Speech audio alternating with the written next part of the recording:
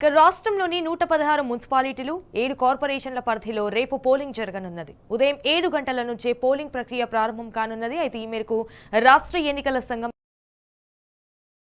Ballot బాక్సులో నిక్షిప్తం కానున్న పట్టణ ఓటరు తీర్పు ఈ నెల 13న ఓట్ల లెక్కింపుతో వెల్లడి కానుంది. అయితే ఆ రోజే నగర పట్టణ ప్రజానికం ఎవరి వైపు మొగ్గు చూపిందనే ఉత్కంఠకు తెరపడనున్నది. జిల్లాల వారీగా కూడా ఏర్పాటు చేసిన పంపిణీ కేంద్రాల నుంచి బ్యాలెట్ బాక్సులు, ఎన్నికల సామాగ్రిని ఆయా పోలింగ్ కేంద్రాలకు తరలిస్తున్నారు. ఇటు ఎన్నికల సిబ్బంది ఇప్పటికే తమకు కేటాయించిన కేంద్రాలకు వాహనాల్లో వెళ్తారు. సమస్యాత్మక ప్రాంతాల్లో అవాంఛనీయ ఘటనలు జరగకుండా పోలీసులు భారీ భద్రత ఏర్పాటు చేశారు.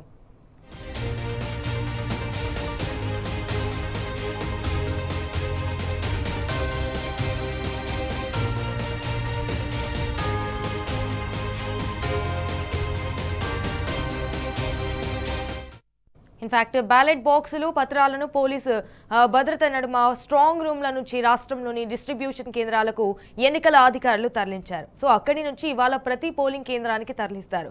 అండ్ ఎన్నికలు ప్రశాంతంగా జరిగేందుకు రాష్ట్ర వ్యాప్తంగా వేల సంఖ్యలో పోలీసు బలగాలను మోహరించారు. అతి సమస్యాత్మక కేంద్రాలను గుర్తించి అక్కడ సీసీ కెమెరాలు, వెబ్కాస్టింగ్ సౌకర్యం కల్పించారు. ఓటర్లు ఎన్నికల సంఘం సూచించిన 12 రకాలను గుర్తింపు పత్రాల్లో ఏదైనా ఒకటి వెంట తెచ్చుకోవాల్సి ఉంటుంది.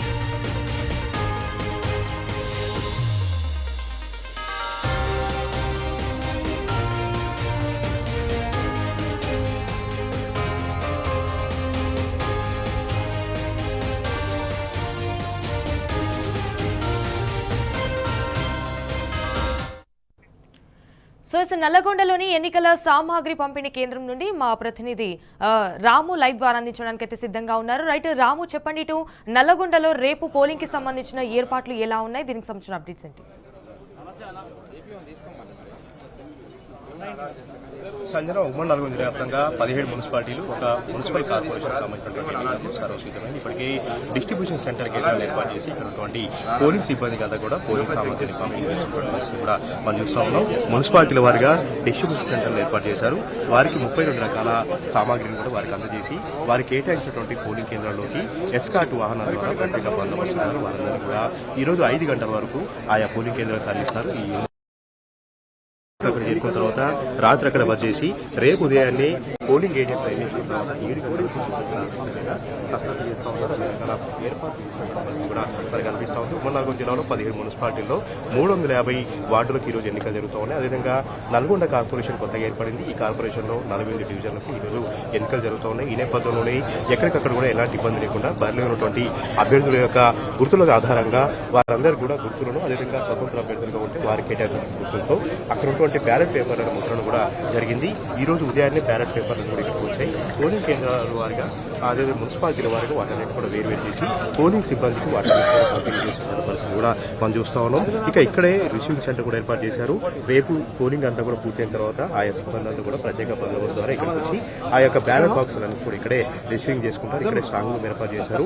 3 భద్రతా వ్యవస్థ మధ్య ఇక్కడ వాటిని భద్రపరిచి 13వ తారీఖు ఉదయం 7 గంటల నుంచి కౌంటింగ్ ప్రారంభించేలాగా సమాంతరంగా ఏర్పాట్లు జరుగుతున్న పరిస్థితి కూడా మనం చూస్తా ఉన్నాం. ఈ 3 జిల్లాల్లో 9,000 మంది సిబ్బంది నియమించారు. 5,000 మంది పోలీసులతో పకడ్బందీగా ఏర్పాటు కూడా చేస్తున్న పరిస్థితులు మనం చూస్తూ ఉన్నాం.